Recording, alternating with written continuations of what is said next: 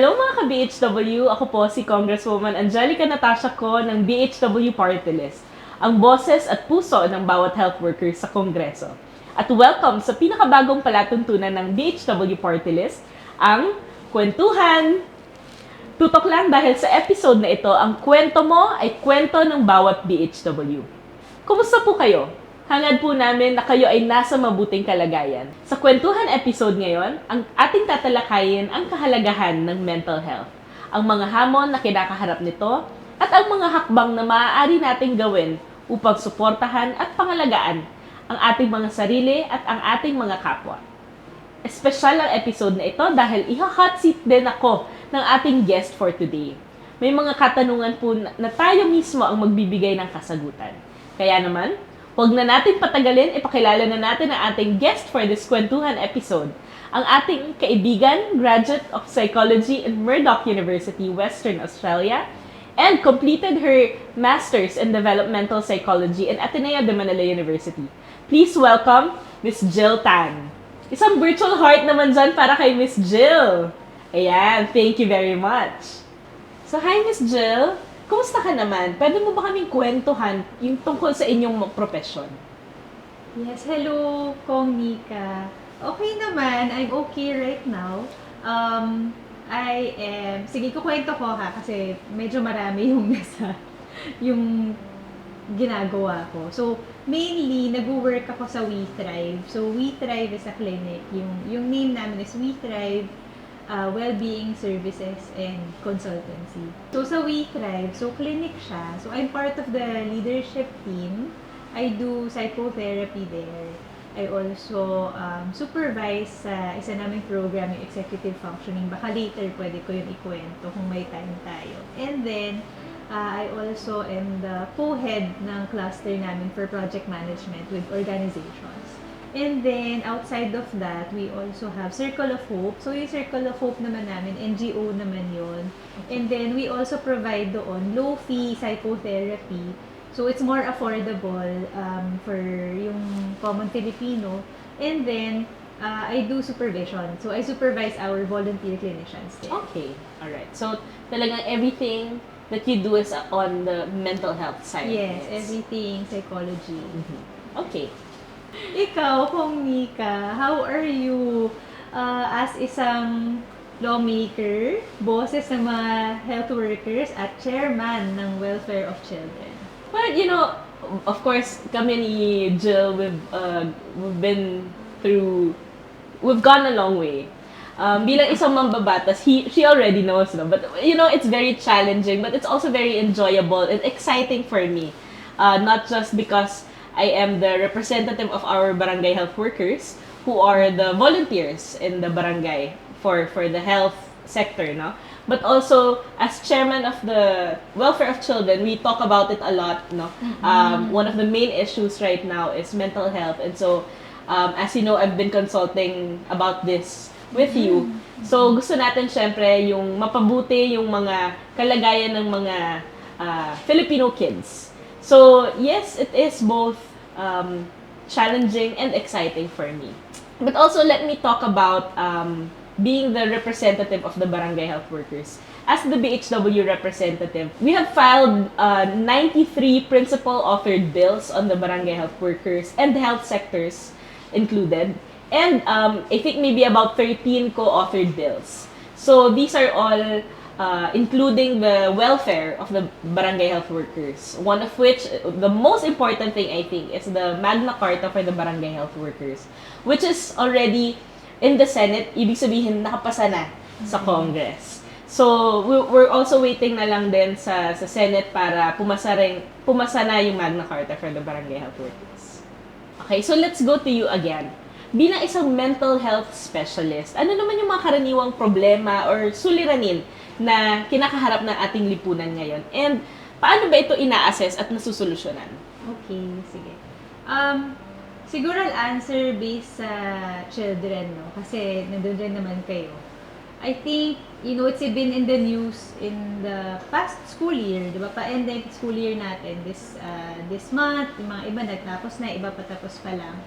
And most schools really saw difficulties, ang daming crisis We've talked about heavier things like suicide that's been in the newspaper, but kailangan rin natin pansinin yung mga hindi ganun yung mga hindi na news. Okay. Maraming mga children now have difficulty with anxiety, social anxiety, maraming nahirapan sa pag-adjust nila from studying Online. at home, from online, Right. tapos bumalik sila bigla sa school. Marami din nahirapan, with school mismo. Nag-adjust sila ulit. So, yung productivity and then the pressure, there's a lot of things there. Parang mas mataas ang stress and anxiety talaga ng mga kids now. It's also in the clinic, medyo dumami rin yung mga crisis talaga over the pandemic. So, given these things, na nakikita namin siya sa school, actually, nakikita rin namin in adults naman, sa work, ang daming nababurn out. There's so many who are burnt out and who are also feeling anxious and depressed. I guess, since yung role nyo, ang dami nyong magagawang, you're able to really create change. So, how are you able to, handle or confront this challenge?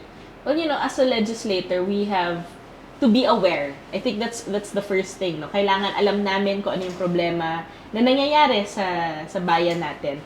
And I think mahalaga talaga na yung awareness namin kung saan kami aatake sa problema. And one of which, alam natin na meron na tayong Mental Health Act. Yep. It's been there. It's been a law already. So one of the things that we were able to do, at least in my committee, in the Committee of Welfare of Children, isa sa mga nagawa po namin ay we practice our oversight function. Ibig sabihin, kailangan naming tingnan kung ano yung mga kulang pa, ano yung gaps doon sa Mental Health Act. And nagkaroon nga kami ng isang pagpupulong the other month where we tackled the Mental Health Act. Tiningnan natin kung ano yung mga nangyari na, ano yung mga kulang pa. And based on that, gagawa kami ng mga legislations pa na makakatulong para ma-execute yung Mental Health Act better. One of the things na napag-usapan namin ay yung kakulangan natin, hindi actually kakulangan, pero kawalan ng isang main hotline for mental health. And para sa amin, ng mga mambabatas, very important na meron sanang iisa lang na pwedeng tawagan na alam ng bawat tao. So, do you think you can agree with me na siguro mas maganda meron isang hotline na pwedeng tawagan? Yes. Oo, kasi marami naman tayong hotline, pero aside from that kasi, hindi rin alam ng mga tao na may ganong palang service. Yes. So that's one na if Awareness may isa, na. napag-spread natin ng information na, you can call this. Yeah. And then also, on the other end naman, sa side ng mga mental health professionals, it's also making sure na quality, na when they call, the people that are there to answer, they're trained to handle crisis. That's very important. And then, yung mga tao doon na they're also provided with the care that they need. Kasi syempre mabigat yun yung kung laging yun yung work mo, Yes. diba? Yung sumasagot ka laging in crisis yung mga tao. So that's one thing that we need to work on. So there's actually a lot that we have to handle. Syempre, diba, there's so many back-end things to consider dyan. Yung time, yung resources. Of course, you're gonna have to provide for those volunteers. Yes. Actually, speaking of volunteers, sa pag-usapan namin last time, yung mga barangay health workers can actually help because sila na yung mga nasa barangay. But also, what I was talking about then was, kailangan syempre may magte-train sa ating mga barangay health workers. Hindi tayo pwedeng umasa lang sa kanila na alam na nila yung gagawin. Pero kailangan sila mismo, meron din silang training at sana ma-provide ng government yung training na to for them also so that they can help. It's very important. Okay, so pag-usapan naman natin, proceed naman tayo sa challenges sa pinili nating profession. Ikaw ba, Miss Jel, what are the challenges as a mental health specialist and how do you address these challenges? Siguro yung isa doon is it takes a long time. No? So, kunyari ako... You have to be patient. You have to be patient. There's a lot of studying involved. There's a lot of also work. Kailangan practice din. So, it's not an easy profession to get into kasi nga, you're gonna meet so many different people and, I mean, in all professions, diba? Ikaw din ganun. Pero, yung you have to be ready rin with yourself. Yeah. So, to handle kung ano yung mga cases na mapupunta sa'yo. And then yung training. So, for example, ako, diba, tayong dalawa, we graduated psychology undergrad. Tapos, nag-masters pa ako. I took a diploma also in Australia. And then, now, I'm going to do my licensure exam also. And then, after that, it doesn't stop. Yes. Continuous yung learning. So, there's a lot of those things. Tapos, that's only personal.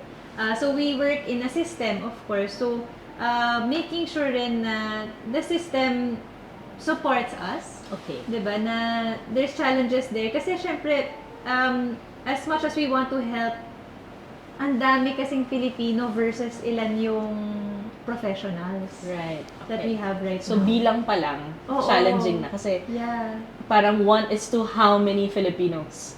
Maybe about 100,000 in Metro Manila? 100,000, not in the country. In the country, okay. 100,000 lang ang, if I'm not mistaken, we can double check it. Yung bilang ng psychologists na license. And then, yung license na yan, not everyone practices pa. Okay. Let's say, take away some of that. Parang, let's say, 70% lang ang nagpa-practice. And then, majority of those also work in NCR. And majority of those work in a setting na baka hindi ma-afford ng common Filipino. Right. So, talagang, it takes a lot of patience. And I guess, it's frustrating also on your part. It's frustrating. But, of course, parang part of that naman is being hopeful. So, lalo na ngayon, people are really talking about mental health. So, that gives us a lot of hope na it's becoming more accepted, hindi na siya taboo, the stigma is becoming less and less, although it's still there. Tapos, yun pa na, we realize that we are a community. So, nag-iisip kami ng creative ways to, yung hindi laging kailangan one-on-one, baka naman meron way na, you know, we're able to help a larger number of people in a shorter amount of time. Ikaw naman, Kong Nikka, ano naman yung mga challenges in your line of work? But you know, it is challenging in a way that we have to talk to a lot of professionals. Of course, hindi naman ako master of everything. Hindi ko naman linya, for example, although I'm a graduate of psychology, I wouldn't say I'm a master of the sector or of the industry. So, of course, kaya kami merong mga consultants. And I would always consult to you and to other professionals on different things because it's also challenging na we would say something or we would do something in a bill tapos mali pala kami. Siguro it's a challenge na kailangan laging tama yung ipoprovide nating batas, at least with the professional. So, hindi naman siya actually challenge na makipag-usap sa mga tao, but I guess you cannot please everyone. And parang nagkaroon kasi ng there's one instance na may kausap kami na group of professionals and then may same group of professionals pala pero ibang group. Pero magkaiba sila ng notion. So, sometimes, if we follow just one, ayaw pala nung kabila, yun yung mahirap. Yun lang yung, I think that's the challenge. No? So, we always have to look into the bigger picture and what can be beneficial for everybody. So, Miss Jill, di ba, sometimes, mental health problem, hindi lang yan nangyayari sa isang tao. Sometimes, it affects relationships sa pamilya, magkakapatid, magkakaibigan, magkasintahan o mag-asawa. So, ano yung mga madalas na problema sa relasyon ng mga nagiging patients? Alam mo, I would say na hindi siya sometimes, all the time. When a person has mental health issues or difficulties, malamang yan talaga na-affect yung relationships nila. For example, sa mga I work with kids and I work with adults as well. So, yung sa kids, the whole family is affected. Diba? Try to think of your own family. Kapag may kapatid ka or, parent na hindi okay, everyone is affected. Baka hindi pinapag-usapan, pero alam mong nag-worry yung iba. So, that's very important na pansinin natin lahat. So, I would say na maybe part of it talaga is na it starts with the self. When a person is not okay, they're not able to connect well with others. Hindi sila nagiging mindful of others. Diba yung ganon? Yung pag kunyari, pagod na pagod tayo, wala tayo sa parang tamang energy. Yun, we are caught up in our problems. It's hard for us to look around us and see na, okay ka lang ba? Kasi masyado kong iniisip sarili ko. Yes. So, yun, nakakasira siya ng relationships kasi we're not present, hindi tayo mindful of our relationship. So, when we're not mindful, hindi natin nakikita yung needs ng ibang tao, hindi natin napaprovide or hindi natin nami-meet yung needs nila. Right. So, it's always, yun nga kasi ngayon, a lot of, I guess actually, culture ng Pilipino, di ba? Yung gagawin ko na to, kahit pagod ako, basta okay kayo. Di ba? May ganun tayo na parang very giving, very community first or family first. Pero ako pagod na pagod na. It sounds very noble, pero in the long run, it can build resentment, it can build pagod. Di ba minsan naririnig yun, lagi na lang ako. Di ba? Yes. Mga ganyan. Parang, oh, bakit ako lang yung gumagawa nito, ganyan, ganyan. And then, yun pala, the others, yun, di naman nila sinasadya, and then galit na tayo rin sa kanila. Yeah. So, ganun siya, parang always going back to yourself, always check in, okay ba ako ngayon, what do I need? Bago ako sumama sa family ko, maybe I need to take a few moments to just rest, and then just, you know, maybe meditate or pray, di ba, kung anong nakakatulong sa atin, kahit actually watch something muna, relax, tapos, saka ka makisama sa kanila. Kesa yung galing ka trabaho, pag uwi mo, ang sungit-sungit mo na, kinamusta ka lang, na parang, anong gusto mo for dinner? Wala pang dinner, tas galit na galit ka na. Diba? So, you have to really check on yourself. Tapos, so yun, para for me talaga, yung awareness and yung presence is a big thing that affects relationships. Okay. And then also, yun, empathy, diba? Everyone's going through something, that's something that you have to recognize na kahit bata pa yan, sometimes kids have a bad day in school. Yeah. And hindi natin napapansin. Oo. So, yun, just always check in with yourself. Tapos, okay ka na, check in with the people around you. So, self-love, very important Oo, also. it always starts with ourselves. So, kaya parang, pag sinasabi kasi na iba na, ay parang selfish naman na pinipili ko sarili ko. Actually, hindi.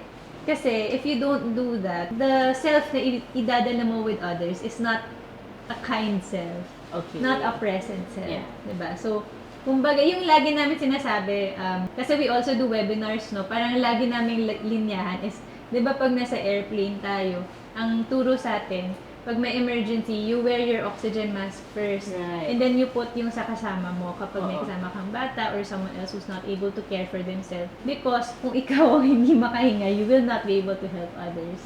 So, you help yourself first. Help yourself first always. Okay. Maganda yon na nabanggit mo, Miss Jill. So, very important now is self-love also. So, you have to be 100% to be able to give yourself to others also. Yeah. So, I think yun yung question ko sa'yo. Kasi ikaw, actually, as a lawmaker, service kasi talaga eh. Yeah. Parang your life is really towards others. Diba? Tutulungan ko yung mga constituents ko, tutulungan ko yung mga kasama ko sa Congress, tutulungan ko, and then of course your family, diba, and your friends.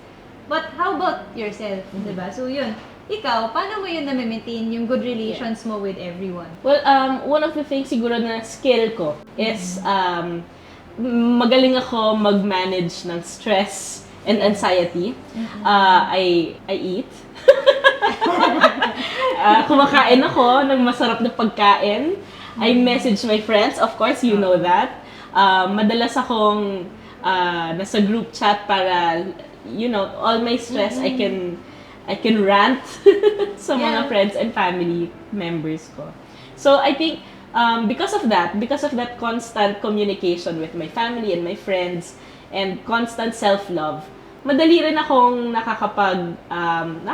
madali ko na ibibigay yung time and effort ko for other people. Yeah.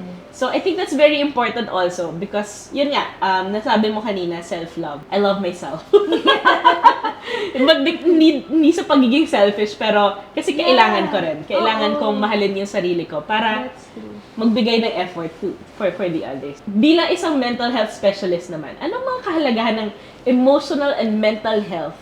At paano ito nakaka-apekto sa buhay ng isang tao? Sa akin, everything. It is everything. Kasi kapag hindi ka, when you're not okay, alam mo, na-realize ko recently na hindi pala common knowledge na ang mental health natin affects our physical health. Okay. So, a lot of people who are stressed out, na hindi nila nababantayan yung stress nila, nagkakaroon sila ng acidity, yung mga acidity issues. May ganun ka ba? Tapos, nagkakaroon ng mga pains sa body. Okay. Back pain, shoulder pain, headaches. Maraming ganyan. But really, the reason is kasi na when we are always stressed out, or kung yung stress natin, hindi natin siya na-manage, our body responds to it. So, kapag very, very stressed tayo, our digestive system, sorry, naging medyo scientific, no? Pero yung pag-digest ng body natin sa kinakain natin, hindi ganun the functioning isn't at its best. And then it affects our sleep. Diba? It affects our sleep. And then sometimes, pag stress tayo, maraming tao ganito, pati ako, guilty ako nito, na in our to-do list, pinakamababa sa priority ang self-care. So kapag pagod ako, madami akong kailangan gawin, hindi ako nakaka-exercise. Or kapag nagmamadali ako, I'm thinking of the things I have to do, I'm not able to eat something healthy, bibili na lang ako ng fast food, or magpapadeliver na lang ako. So, parang, kumbaga, naging last priority na natin yung mental health, but without realizing na physical health is affected by it. Okay? There's so many studies on this already. Loneliness is really, really bad. Loneliness is one of the factors talaga that shortens life. Okay. Pero you know what lengthens it? Quality of relationships. Kaya feeling ko very important yung shinare mo, na yung connection natin with others is so important. And it's very, parang replenishing. It helps us kapag na-stressed out na tayo. Of course, we choose the people we want to be around. Diba? Some people, ang mga tao around them, yun yung nagkakos ng stress. So, depende naman din siya. Aside from that, we already talked about it, relationships. Affected yung relationships natin when our mental health is not okay. So, actually, that's something gusto kong mag-reflect sana tayo na kapag meron ba kayong kaibigan na parang, bakit biglang nawala to, hindi ko na siya makausap, or parang sungit niya lagi. And then normally kasi tayo parang ba yan? Bad vibes, diba? Parang, pero it would be good to reflect rin na baka may pinagdadaanan. Are they okay? The times when the people are the hardest to love, that's the time they need it the most. So, pero mahirap yun. Mahirap siyang gawin, diba? It's easier said than done. That's right. Lastly, nakaka-affect din ng productivity. So, for kids, you'll notice their grades might be slipping bigla. Kung dati, okay naman sila, even honors, and then all of a sudden failing, they're not able to catch up with their work, red flag na yan. So, check on them. Check on them. And then kapag kunyari, adults naman sa work, diba? Mapapansin nyo, kunyari meron kayong colleague, meron kayong kasama sa trabaho na usually okay naman, biglang hindi na nakaka-provide ng mga requirements sila or deadlines sila, hindi nila na-meet, o kaya nag-late sila madalas. Check din kung okay lang ba sila. Kasi talagang mental health affects that. Diba? Sometimes kasi we think na parang bayan, ang tamad naman ito. Or parang, ano nangyari sa kanya? Yun pala, meron na siyang pinagdadaanan. So, it affects everything. Actually, isang key namin dyan is, if there's any change in the behavior or maybe mood na madalas, na parang kunyari dati, bibo naman tong tao na to, ngayon di masyado mamansin, medyo masungit, maybe there's something that they're going through or maybe they need help. Okay, so talagang we can't really judge, no? Parang we have to check on them first. Always checking on them.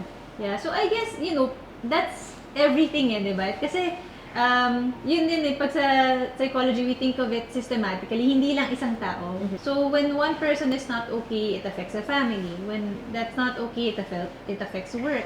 And then it affects the community, diba, as a whole. So, I guess yun, for you, as a lawmaker, ano sa palagay mo parang, ano yung connection ng public policy sa mental health? Syempre, what I want to focus on, again, is the self, of course. Maraming instances, yun nga, gaya ng mga meetings namin recently on mental health. Nagkaroon ng isang instance na nalaman namin na in the ground or in the barangays, they know of mental health. So, maganda yon na may awareness na yung mga tao on mental health. And they're open to asking for help. Yun yung magandang sign sa ating lipunan na meron ng awareness at meron ng kagustuhan na humingi ng tulong. And because of that, of course, we are very much inspired as legislators to make sure na yung sistema ay nandyan. Of course, it's in the executive, no? Parang mas nasa executive branch yung paglalagay or pagbubuo ng sistema para sa mental health. Meron kami mga oversight functions that could help the executive para makita kung ano yung mga gaps. Parang check and balance kasi siya ng legislative and ng executive. And kung sa barangay nga may humihingi na ng tulong, kailangan meron ng mga volunteers or meron ng mga tao na marunong kung anong gagawin in case something happens or in case may humingi na ng tulong. One of which, syempre, kailangan may hotline. Kung hindi national hotline, there should be someone in the barangay na marunong. If not in the barangay, at least meron silang referral system para mapunta sa professional ang situation and ma-handle ng tama. So these are the things na siguro doon kami makakatulong. Yung legislative and executive branch na combination para kung ano man yung pagkukulang na executive, malaman ng legislative, and we can work on it. So far, unfortunately, hindi pa talaga tayo ganun. Wala pang magandang sistema as at least what I can see. So, yun muna sana. Buuhin muna yung system para malaman natin kung yung system ba yun ay nag-work or not. Ayan. So, eto naman, Miss Jill. Bilang mental health specialist, ano naman yung mga pamamaraan o mga kasanayan na inyong ginagamit upang makatulong sa mga taong dumadaan sa matinding stress and emotional situation sa mga pagsubok sa buhay? Okay. So, meron kasi, ang dami kasi naming areas na we work in. Okay. So, yung first is individual, no? So, sa individual, we do therapy talaga. So, ang therapy, para sa mga hindi may alam, no, anyone is welcome to do therapy. Hindi kailangan na matindi na ang mental health na issue ninyo. So, anyone can avail of therapy. And then in therapy, it's about, let's say, 50 minutes to 1 hour. Yung maganda kasi doon, it's a space na very safe, walang judgment. So, the person is given the space to talk about what they're going through to someone na neutral. No? And then they are also able to learn mga strategies. So, parang yung ginagawa natin today, parang yung common is, syempre, tuturuan natin sila to understand mental health better. Bakit ba ito nangyayari sa'yo? And then next, ano kaya yung pwede nating gawin? So, we provide them with tools and strategies na to help themselves get better. So, parang coping mechanisms. Oo, mga coping strategies. So, yung favorite ko dyan, we use the acronym na PLEASE. PLEASE skills yung tawag namin. This is from DBT, so Dialectical Behavioral Therapy. It's a form of therapy. Tapos yung PLEASE skills is physical illness, is PL. So parang, kapag meron kayong sakit, you have to make sure you're having that check. Kasi a lot of sicknesses or a lot of physical illnesses can look like a psychological issue. So for example, hypertension can look like, kasi nga yung sikip sa chest or yung parang nahirapan tayo to breathe. So asthma also, diabetes, thyroid issues, all of these things kasi, even sa mga babae, no? Nalalaman na ng mga babae ngayon, maraming mga actually, Asian women have a lot of mga issues, diba? Siguro next time, pwede nyo rin yan pag-usapan. Pero, these physical things, we have to take a look at it. Kasi minsan, kaya tayo laging kinakabahan is because of a physical ailment na. Okay, and then iniisip natin na it's just, it's just psychological. So, important yon. Next naman is E, is exercise. So, I know, mahirap naman, diba? Hindi lahat ng tao may oras and may gym na mapupuntahan or may sport na malalaro. So, what we say is movement. Kung hindi nyo kaya mag-exercise, mag-move kayo. So, maglinis or, maglakad sa labas. Kung may aso kayo, walk your dog. Zumba sa bahay, diba? Kung ano-ano yung pwede nyong gawin. Basta movement is very important.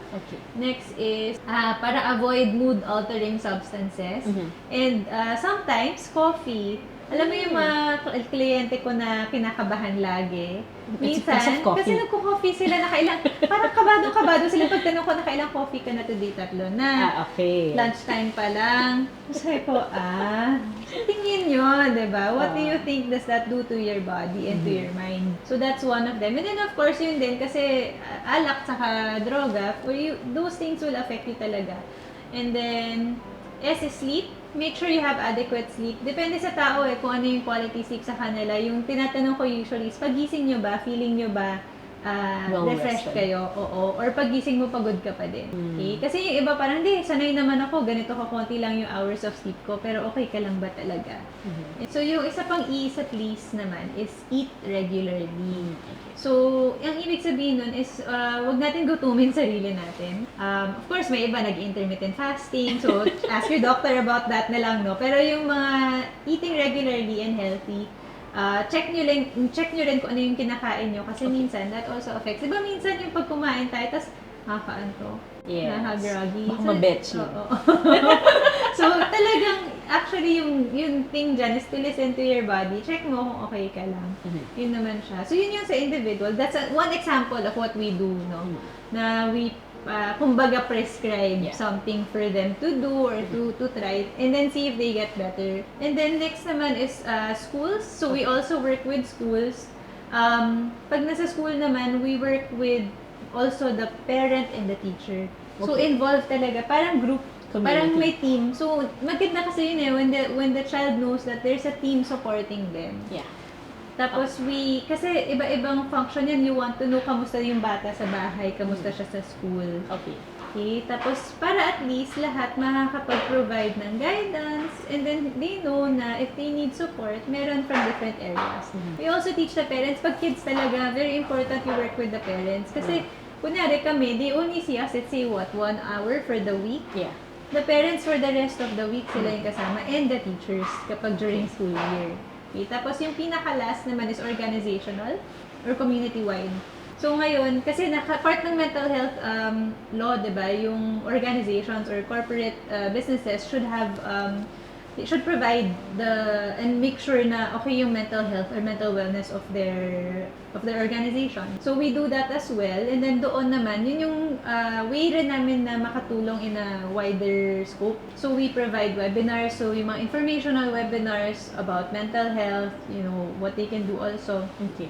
And then we also have now training. So, meron kaming tinatawag na mental wellness advocate training. Okay. So, may na-assign. So, usually HR, diba? Or para mga nurses doon sa company. Pero, meron na rin kami yung specific people na ka-pick out. Okay. Those who are not necessarily from HR or from the nurse department. Pero also, parang anyone who's into interested and want to volunteer their time. Tine-train namin sila. Okay. How do you spot yung mga red flags ng mga employees? What should we do? What is the first aid that we can provide? Tapos, yun nga, yung referral system, we also provide that. So, yun, talagang we try to target the different groups that need the help. Nabanggit mo earlier, meron tayong mga red flags. Can we talk about what kind of red flags should we look into, or ano yung mga kailangan natin ma-spot? Like, to know if someone is anxious or mentally unhealthy. Yeah. So, yung sa please dun din. Okay. Kapag any changes with your sleep, if you notice that you're sleeping less or sleeping more, not because of parang schedule ha. Yung kunyari, nasa kama ka naman na you're ready to sleep, di ka pa rin makatulog. Okay. Or hindi ka makatayo in the morning. Okay. Next is appetite.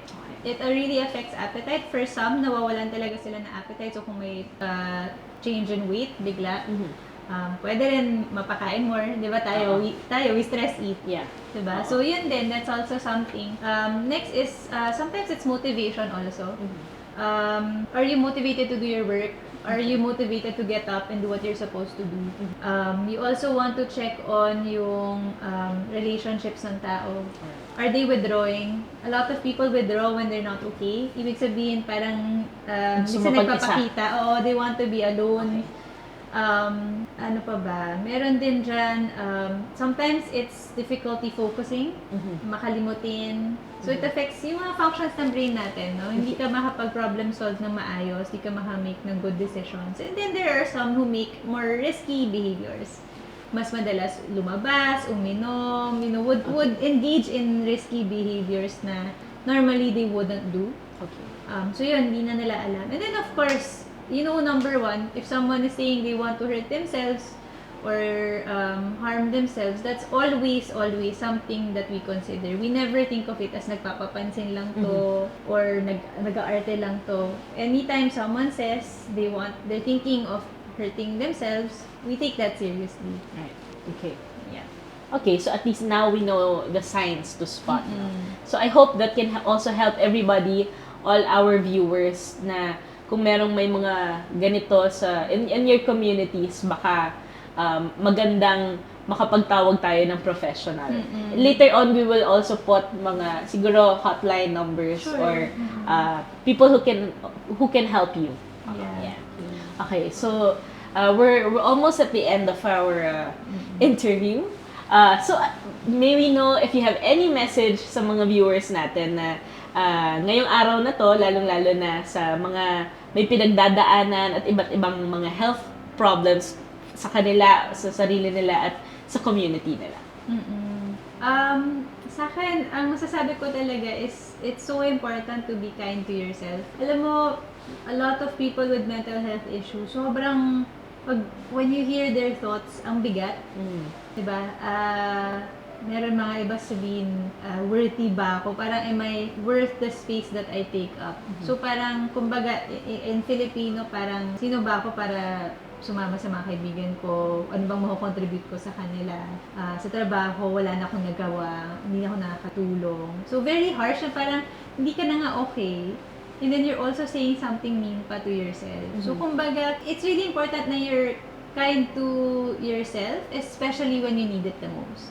Isipin mo pag kunyari, ikaw, di ba tayo, pagka we're sad, kunyari meron tayong mistake or may failure tayo ginawa sa work, we'll go to our friends, di ba? Yeah. Tapos yung friend natin sabihin, alam mo, nangyayari talaga yan, it's a bad day, parang all of these things, di ba, na parang bawi ka na lang. Yeah.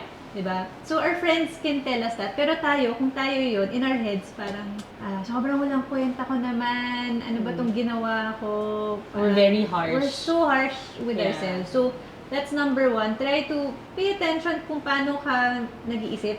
Pay attention to what you say to yourself. Kasi malaking bagay yun eh. And then you be kind. You check na parang, kung, siguro isang question is, mag-isip kayo ng a very good friend.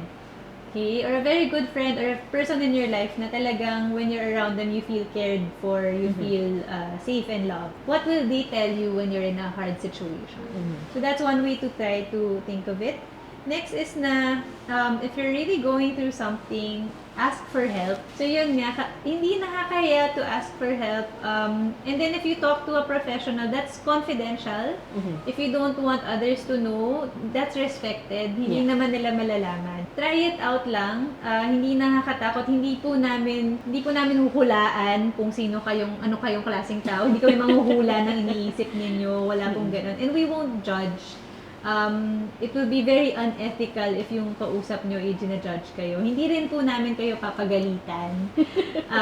It's really there para meron kayong makausap, para merong makinig sa inyo.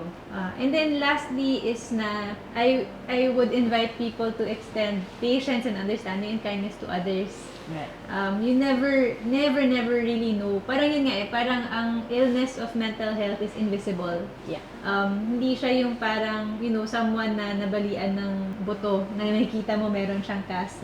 No? Hindi siya ganun eh. Hindi natin nakikita pag may taong nahihirapan na. So, please be kind to everyone and try lang to be more patient and to be more open in thinking na, what is the reason why this person might be not so pleasant. Okay. Yeah. Yun, ang ganda ng messaging.